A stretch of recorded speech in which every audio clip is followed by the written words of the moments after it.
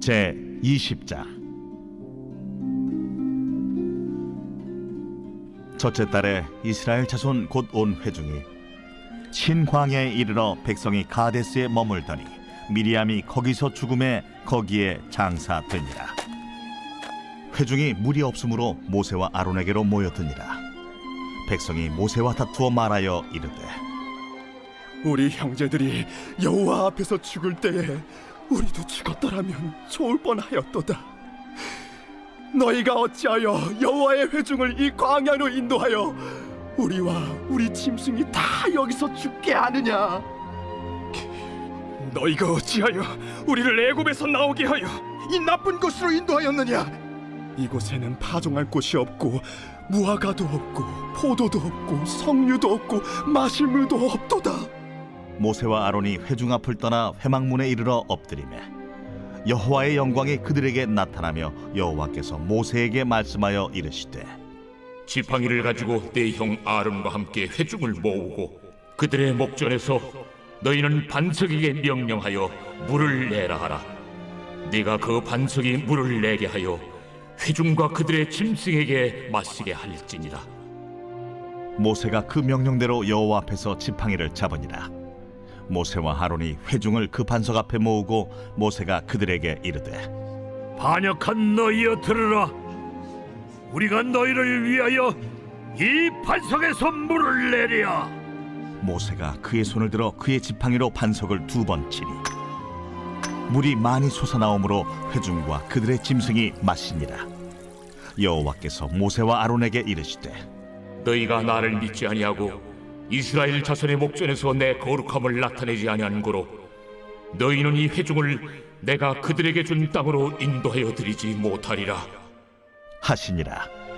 이스라엘 자손이 여호와와 다투었으므로 이를 무리바무리라 하니라. 여호와께서 그들 중에서 그 거룩함을 나타내셨더라. 모세가 가데스에서 에돔 왕에게 사신을 보내며 이르되, 당신의 형제 이스라엘의 말에 우리가 당한 모든 고난을 당신도 아시거니와 우리 조상들이 애굽으로 내려갔으므로 우리가 애굽에 오래 거주하였더니 애굽인이 우리 조상들과 우리를 학대하였으므로 우리가 여호와께 부르짖었더니 우리 소리를 들으시고 천사를 보내사 우리를 애굽에서 인도하여 내셨나이다. 이제 우리가 당신의 변방 모퉁이 한 성읍 가데스에 있사오니 청하건대 우리에게 당신을 땅을 지나가게 하소서. 우리가 밭으로나 포도원으로 지나가지 아니하고 우물물도 마시지 아니하고 왕의 큰 길로만 지나가고 당신의 지경에서 나가기까지 왼쪽으로나 오른쪽으로나 치우치지 아니하리이다 한다고 하라. 에돔 왕이 대답하되, 너는 우리 가운데로 지나가지 못하리라. 내가 칼을 들고 나아가 너를 대적할까 하노라. 이스라엘 자손이 이르되, 우리가 큰 길로만 지나가겠고 우리나 우리 짐승이 당신의 물을 마시면 그 값을 낼 것이라. 우리가 도보로 지나갈 뿐인즉 아무 일도 없으리이다. 너는 지나가지 못하리라. 하고 에돔 왕이 많은 백성을 거느리고 나와서 강한 손으로 막으니 에돔 왕이 이같이 이스라엘이 그의 영토로 지나감을 용납하지 아니하므로 이스라엘이 그들에게서 돌이키니라. 이스라엘 자손 곧 온 회중이 가데스를 떠나 호르산에 이르렀더니 여호와께서 에돔 땅 변경 호르산에서 모세와 아론에게 말씀하시니라. 아론은 그 조상들에게로 돌아가고 내가 이스라엘 자손에게 준 땅에는 들어가지 못하리니 이는 너희가 무리와 물에서 내 말을 거역한 까닭이니라. 너는 아론과 그의 아들 엘라사를 데리고 호르산에 올라 아론의 옷을 벗겨 그의 아들 엘라사에게 입히라. 아론은 거기서 죽어 그 조상에게로 돌아가리라. 모세가 여호와의 명령을 따라 그들과 함께 회중의 목전에서 호르산에 오르니라.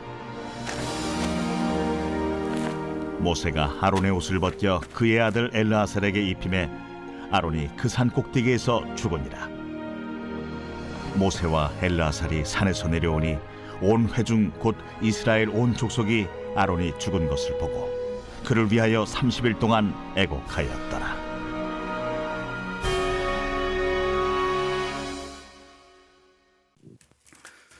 오늘도 주님의 보좌 앞으로 나오신 성도님들에게 하나님의 은혜와 평강이 함께 하시기를 축원드립니다. 광고 말씀 하나 드리겠습니다. 내일 새벽 4시부터 6시까지 아이플렉스 건물 전체 정기 검사가 있습니다.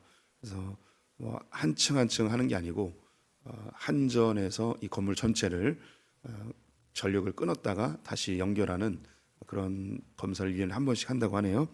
그래서 엘리베이터도 정상적으로 작동이 안 되고 또 방송이 작동이 안 됩니다. 그래서 내일은 집에서 새벽 기도를 하십니다. 그런데 유튜브로 그 녹화된 방송이 송출이 될 겁니다. 그러면 집에서 새벽 기도를 5시 반에 동일하게 진행하시면 되겠습니다.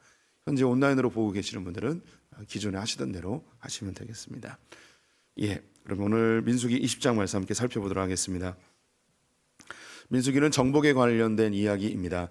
이스라엘 백성들을 군사로 부르신 하나님께서 가나안 땅을 향하여 진군시키시죠. 그들의 중심에는 언제나 성막이 있었습니다. 하나님께서 이 성막을 중심으로 움직이고 성막을 중심으로 진을 치도록 하신 것은 이들의 전쟁이 단순히 혈과 육에 대한 전쟁이 아니고 영적 전쟁임을 보여주시는 것이죠. 전쟁 준비를 다 마치고 시내 광야에서 출발하여 바란 광야까지 가데스 바니아까지 3개월에 걸쳐서 도착을 하게 됩니다. 이 과정 속에서 그들이 겪었던 전쟁은 엄청난 큰 적군이 아니었고 불평불만, 시기질투 경쟁, 두려움, 불순종 등의 영적 전쟁이었습니다. 출애굽 1세대들은 영적 전쟁에서 무참하게 패배하였고 결국 가나안 땅에 들어가지 못하고 광야에서 40년 동안 방황하며 죽음을 맞이하게 되죠. 하나님께서는 출애굽 1세대들을 가나안 땅에 들어가지 못하게 하였지만 그들의 자손들 출애굽 2세대들을 데리고 가나안 땅으로 다시 들어갈 계획을 세우셨습니다. 그러면서 그의 부모 세대들이 광야에서 다 죽은 것을 교훈 삼아 그들에게 다시금 영적 전쟁의 기본기를 알려주죠. 마지노선을 알려줍니다. 그것은 예배와 말씀입니다. 그래서 말씀 안에서 하나님이 원하시는 기준을 바로 세우고 또 매주일 드려지는 예배를 통해서 하나님과의 관계를 회복해서 영적인 분별력을 더하기를 요구하십니다. 이제 진보된 영적 전쟁으로 들어갑니다. 이제 출애굽 2세대들이 겪게 되는 것인데요. 우리도 신앙생활하면서 기본적인 영적 전쟁들을 극복하고 나면 사단은 교묘하게 진보된 영적 전쟁으로 우리를 공격합니다. 이 진보된 영적 전쟁은 신앙생활을 좀 많이 하고 또 열심히 하고 또 충성스럽게 하는 분들에게 찾아오는 시련이기도 하죠. 첫 번째는 정의감과 동정심입니다. 사단은 우리 안에 선과 악의 기준으로 정의로운 것과 또 불쌍한 것을 자극하여서 교회를 분열시키고 우리의 신앙을 파괴하려고 합니다. 두 번째는 하나님의 부르심과 상급입니다. 하나님이 내게 주신 이 직분이 나의 노력과 열심과 자격에 의해서 얻어진 것처럼 사단은 교묘하게 우리를 속입니다. 또 내가 하나님을 위해서 무엇인가 한 공로를 인정받기를 원하고 거기에 대한 대가를 받기를 원하고 하나님이 거기에 대해서 상급을 주시길 원하는 물질주의적인 이 땅에서의 상급론이 우리를 공격합니다. 그래서 이것 내가 원하는 대로 이루어지지 않으면 거기에 대한 보상을 받지 못하면 그 기대가 무너져 내리면 하나님에 대해서 큰 실망을 가지고 하나님을 멀리하기도 하고 아주 악하게 행동하기도 하죠. 그리고 어제 본 것이 이제 영적 두려움이었습니다. 시체를 만진다던가 혹은 악한 이야기를 들었을 때 이것이 자기를 지배할 것처럼 느끼게 되죠.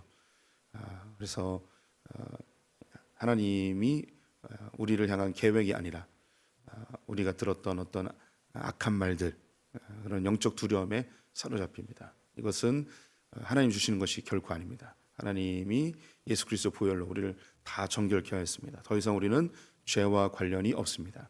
그래서 죄의 결과로 겪게 되어질 그 고통들 혹은 나의 연약함으로 인해서 나타난 우리의 삶의 어려움들 이런 것에 매이게 하죠. 과거의 상처에 매이기도 하고 사람이 한 이야기에 매이기도 하고 이런 일들이 우리 안에 있습니다. 제가 우리 성도님들에게 종종 말씀드리는데 제가 목회자들을 정말 싫어하거나 그런 사람은 아니죠. 굉장히 모든 목회자들을 존중합니다. 그런데 싫어하는 목회자들이 있습니다. 우리 성도님들도 분별하셔야 되는데, 그것은 바로 두려움을 조장해서 성도들을 통치하고 조종하려는 그런 목회자는 성도님들이 철저하게 멀리하셔야 됩니다. 우리가 이제 흔히 주일 예배 빠지면 사고 나서 죽을 거다, 아주 그냥 그 간단한 이야기지만 이것은 영적 두려움을 조장해서 사람들을 통제하려는 인간 내면에는 아주 악한 속성입니다. 뭐 교회 옮기면 자녀들이 망할 거다, 이런 이야기를 서슴없이 하는 목회자가 있다면 그런 목회자는 경계하셔야 됩니다. 성도님들에게 영적 두려움을 조장해서 통제하려는 거 있죠. 하나님이 벌 주실 거다, 이런 이야기들. 근데 사실 이런 이야기를 우리 성도님들도 자녀들이나 혹은 배우자나 가까운 사람에게 하실 때가 있습니다. 자녀들에게 너 그렇게 교회 안 다니면 하나님이 내려치실 거야. 우리 그 마음은 알죠. 마음은 아는데 그 효과가 있을 때도 있지만 효과가 없을 때가 더 많습니다. 그리고 하나님에 대해서 오해를 일으킵니다. 너 주일 예배 안 드리면 하나님이 망하게 할 거야. 근데 진짜 망했어요. 그러면 뭐가 되냐면 내가 주일 예배 안 드려서 하나님이 나에게 벌 주셨구나, 하나님이 이렇게 벌 주시는 분이시구나 라고 생각할 수 있습니다. 이런 것이 신앙이 아주 어릴 때는 먹힐지 모르겠지만 나이가 든 성년이 된 자녀들에게 그런 말보다는 긍정적인 말로 권유하는 게 더 나을 수 있습니다. 지금도 잘 되지만 주일 성수하고 하나님 말씀 잘 들으면 하나님이 더 잘 지켜주실 거야.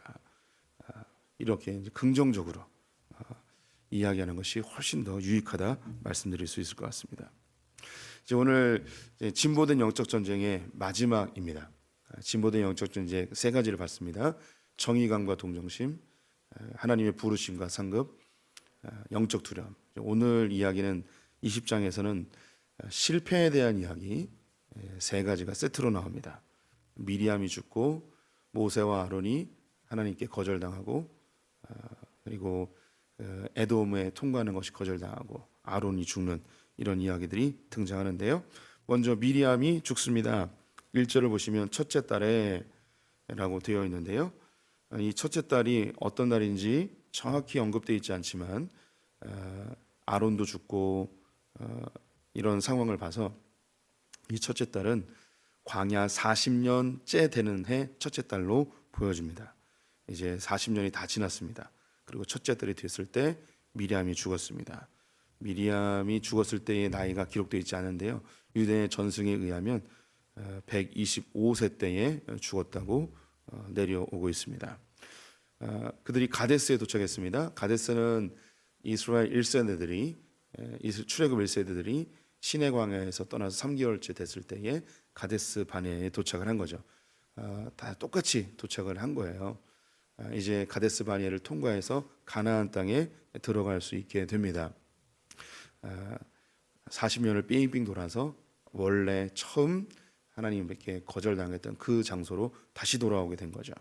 여기서 미리암은 죽었습니다. 그런데 이곳에서 무슨 일이 벌어지는가? 2절 말씀을 보니 회중이 물이 없으므로 모세와 아론에게 모여드니라. 4절 말씀에요. 너희가 어찌하여 여호와의 회중을 이 광야로 인도하여 우리와 우리 짐승이 다 여기서 죽게 하느냐? 물이 없어서 모세와 아론에게 불평하기 시작합니다. 우리가 다 여기서 죽게 되었다. 성도님들 한번 잘 생각해 보세요. 모세와 아론이 이스라엘 백성들을 데리고 시내 광야에서 출발해서 가데스 바네아까지 왔습니다. 이게 첫 번째 그 가데스 바네아 도착이에요. 이곳에서 정탐꾼을 12명 보내고 그들이 이야기한 말에 두려워서 하나님 앞에 불순종하고 40년 동안 광야 생활할 것이라고 하나님께 저주를 받고 헤매게 되었습니다. 그런데 이곳에 다시 왔어요. 이곳이 어떤 곳인지 모세와 아론은 너무나 잘 알고 있습니다. 하나님께 거절된 곳이고 40년의 형벌을 받은 곳이고, 그런데 이곳에서 다시 출애굽 2세대들이 똑같은 장소에서 물이 없다고 하나님께 불평하고 여기서 우리는 죽게 되었다고 이야기합니다.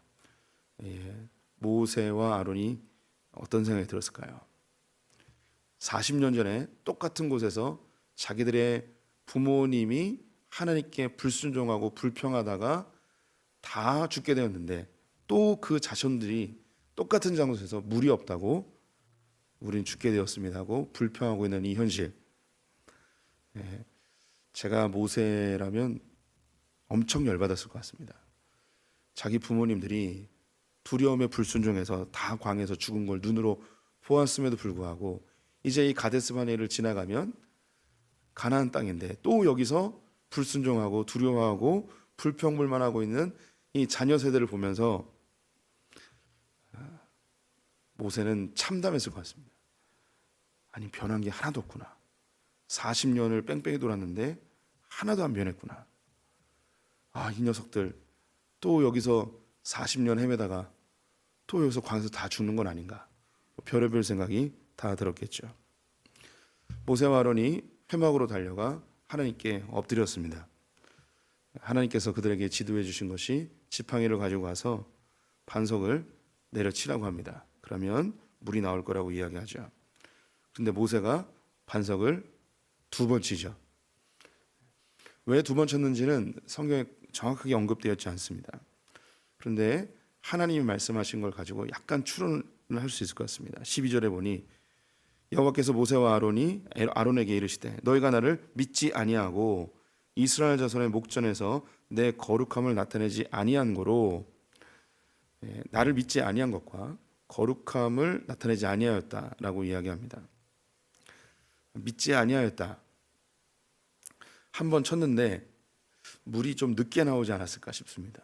그래서 하나님에 대한 신뢰가 약간 흔들려서 한 번 더 치지 않았나 추측해 봅니다. 또 거룩함을 나타내지 않았다.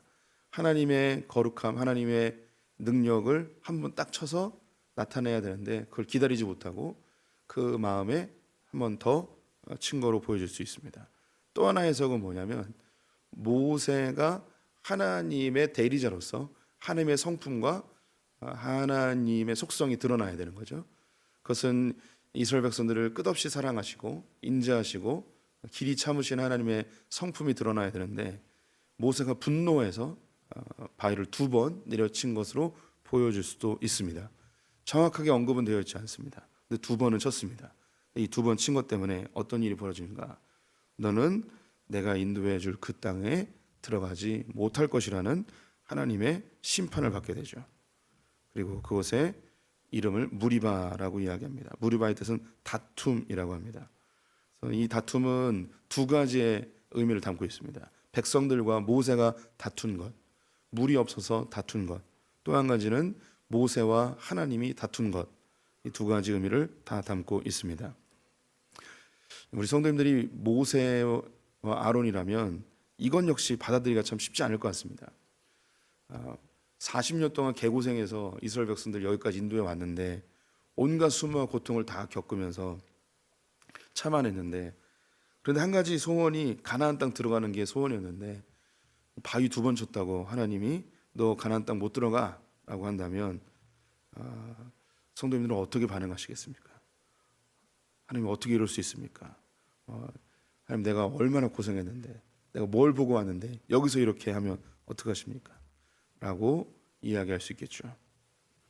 그런데 모세와 아론이 그 뒤의 모습들을 보면 하나님께 불평하거나 원망하지 않고 그 상황을 그대로 받아들입니다. 그 다음에 이제 가데스 바네에서 이 다툼으로 인하여서 가나안 땅으로 들어가지 않습니다. 이것이 하나님의 지도하심인지 아니면 모세의 결정인지는 알 수 없습니다. 그런데 하나님이 이르시되 뭐 이런 이야기가 없다 보니 모세가 결정한 것으로 보여집니다. 가데스 바네에서 이제 가나안 땅 밑으로 올라가는 게 아니고 어떤 결정을 하냐면 삥 돌아서 요단강을 건너서 가는 걸로 결정을 하게 됩니다. 요단강을 건너가려면 옆으로 이렇게 돌아가야 되거든요. 이 돌아가려면 이 밑에 지방에 에돔이 있습니다. 그래서 에돔을 통과해야 되는 거예요. 에돔을 통과를 못하면 저 밑에 에시온 개별까지 쭉 내려갔다가 다시 올라가야 돼요. 굉장히 많이 돌아가거든요. 굉장히 힘든 과정이죠. 그래서 중간에 지나가면 딱 좋은데 거기 에돔에게 사신을 보냅니다. 우리가 당신네 땅을 좀 지나갔으면 좋겠습니다. 우리는 아무것도 안 건들고 이 왕의 대로로만 딱 지나가겠습니다. 그때 에돔 왕이 안 된다는 거예요. 걱정하지 마십시오. 우리가 좌로나 우로나 치우치지 않고 혹시 우리 짐승들이 그 우물에서 물을 먹으면 그 값을 다 지불하겠습니다. 우리 같은 알고 보면 형제 아닙니까? 예, 절대 건들지 않겠습니다. 그랬더니 에돔이 백성들을 이끌어 와가지고 이스라엘 백성들을 저지합니다. 전쟁을 불사하겠다는 거죠. 결국 이 모세는 에돔 땅 밑으로 빙 둘러서 가는 길을 선택하게 됩니다. 이 과정에서 아론이 죽게 됩니다. 아론이 오늘 본문에는 나와 있지 않은데요. 123세에 죽게 됩니다. 민수기 30선정에 나오는데요. 출애굽 40년 5월 1일에 생을 마감하게 됩니다. 오늘 이 20장에는요. 실패에 대한 이야기가 가득 담겨 있습니다. 미리암도 가나안 땅을 보지 못하고 죽죠. 아론도 가나안 땅을 보지 못하고 죽습니다. 또 백성들은 가데스 바네아에서 물이 없음으로 인하여 하나님께 불평하다가 그들은 가나안 땅으로 바로 들어가지 못하고 우회하게 됩니다. 모세는 그 우회의 길에서 에돔 땅을 지나고 싶었지만 거절당합니다. 그의 리더십과 그의 자존심에 큰 상처를 받을 만한 큰 실패에 대한 이야기입니다. 우리 성도님들에게 사단이 주는 영적 전쟁, 이 진보된 영적 전쟁에 마지막으로 언급드리고 싶은 것은 실패에 대한 인식입니다. 성공과 실패에 대한 인식. 사람은 실패하는 걸 싫어합니다. 다 잘 됐으면 좋겠죠. 그런데 다 잘 될 수만은 없죠. 그런데 사단은 그 잘 안 된 것, 실패한 것, 그 부분을 아주 강력하게 우리를 시험합니다. 하나님 널 싫어하시는 거야, 널 버리신 거야. 또 하나님께도 우리가 원망이 쏟아나올 때가 있습니다. 내가 어떻게 열심히 했는데, 얼마나 하나님께 이렇게 헌신했는데, 얼마나 열심히 준비했는데 왜 날 안 도와주십니까? 하나님 안 계시는 거 아닙니까? 하며 우리 신앙의 본질적인 부분이 무너질 수도 있습니다. 우리 성도님들이 생각하는 대로 일이 진행될 때 그것을 성공이라 이야기하고, 내가 원하는 대로 이루어지지 않으면 실패라고 이야기하죠. 그래서 성공과 실패에 대한 올바른 성경적 관점이 필요합니다. 사단은 우리가 원하는 대로, 그리고 이 세상이 바라는 대로 잘 되는 것을 성공이라고 이야기합니다. 하지만 성경적인 성공은 뭐냐면 하나님이 계획한 대로 진행되는 것을 성공이라고 이야기합니다. 그래서 나는 실패라고 느껴지지만 하나님이 계획하시는 바대로 운영되고 있다면 그것은 성공입니다. 예수님은 인간적으로 보면 실패하신 분이죠. 33살의 나이에 결혼도 못하고 사회적으로 인정받지도 못하고 십자가에 달려 처참하게 죽임을 당하였습니다.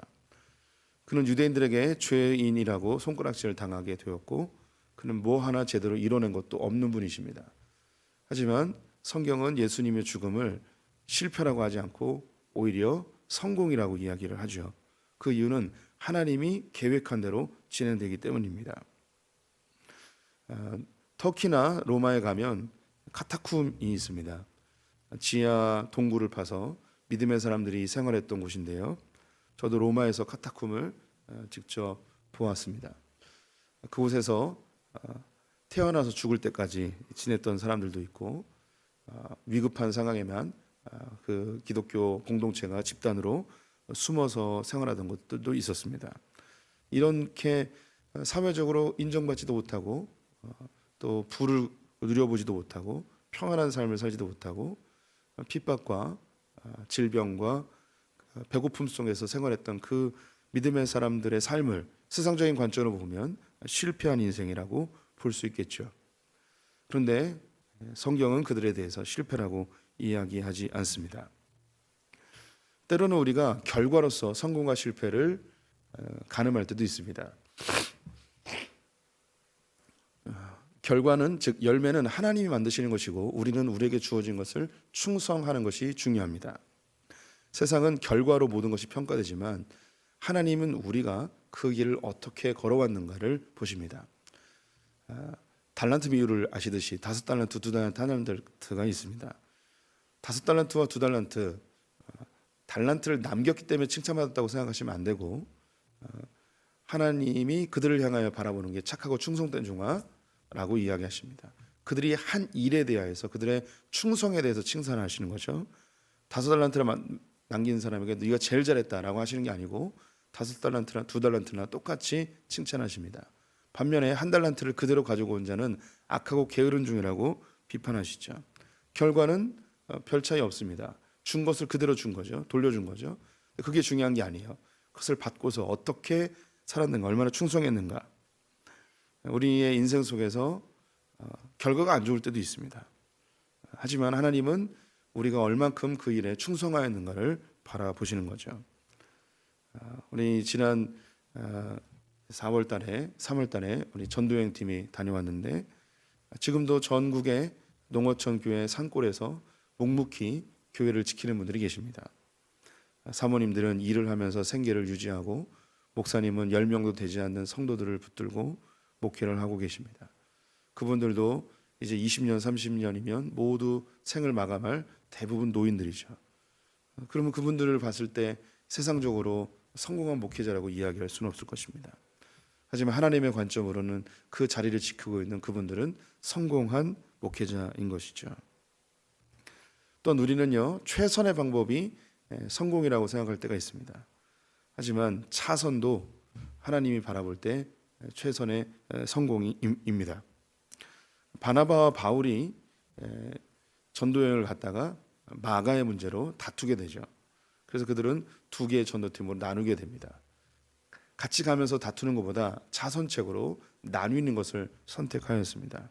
인간적인 눈으로 볼 때는 무슨 교회 다니는 사람들이 서로 싸우고 저렇게 갈라지냐라고 생각할 수 있겠지만 사람들의 눈에는 실패다라고 보겠지만 하나님께서는 차선의 방법으로 더 큰 일들을 행하시는 것을 보게 됩니다. 에돔 땅을 가로질러 가지 못하는 것 실패처럼 보일 수 있겠지만 모세는 차선으로 돌아가는 방법을 선택을 하죠. 실패가 아닙니다. 조금 늦게 가는 것은 실패가 아닙니다. 조금 돌아가는 것도 실패가 아닙니다. 조금 천천히 가는 것도 실패가 아니죠. 하나님이 내게 주신 것을 바라보면서 한 걸음 한 걸음 충성스럽게 걸어가는 것, 이것을 성경은 성공이라 이야기하고 있습니다. 또한 이 아론 역시 가나안 땅에 들어가지 못하게 됩니다. 그의 인생을 보면 실패라고 할 수 있겠죠. 하지만 그 이후에 모세를 이어서 여호수아가 그들을 인도해 낼 것입니다. 아론에게는 그의 아들 엘르아살이 뒤를 이어 대제사장의 역할을 감당하겠죠. 우리가 소원하고 계획한 일을 내 시대 때 다 이루지 못한다고 해서 역시 실패는 아닙니다. 하나님 나라는 하나님이 이루어 가시고 내 다음에 또 누군가를 이용하여서 하나님의 일을 하시죠. 소풍교회가 다 일을 하지 못한다고 해서 또 그것도 실패가 아닙니다. 우리가 하던 일, 우리가 바라보는 방향을 또 다른 어떤 교회가 이것을 사모하여서 자기의 비전으로 품고 나아갈 수도 있는 것이죠. 우리 성도님들이 성공과 실패에 대해서 이 세상이 주는, 사단이 주는 관점에서 벗어나야 됩니다. 내 자녀를 바라볼 때, 나 자신을 바라볼 때, 교회를 바라볼 때, 목회자인 저 역시 사단이 끊임없이 공격합니다. 성공에 대한 부담감을 계속 줍니다. 그리고 어떤 교회에서 프로그램이나 어떤 사역을 일으킬 때 이게 잘 돼야 된다는 부담감이 늘 있습니다. 그리고 뭔가 평가받는 것 같고 잘 안 되면 의기소침해지기도 하고 내가 뭘 잘못했는가 죄책감에 사로잡히기도 하죠. 사단은 그렇게 하나님 위해서 뭔가 열심히 하려는 사람을 더 무너뜨리려고 아주 애쓰면서 우리를 공격합니다. 우리 성도님들, 성공과 실패에 대한 바른 분별력이 있어야 됩니다. 일은 하나님이 하십니다. 우리는 우리에게 주어진 것을 기뻐하며 충성하는 것이 필요하죠. 하나님이 행하실 일들을 기대하면서 하나님 바라보며 기뻐하는 성도님 되시기를 축원드립니다.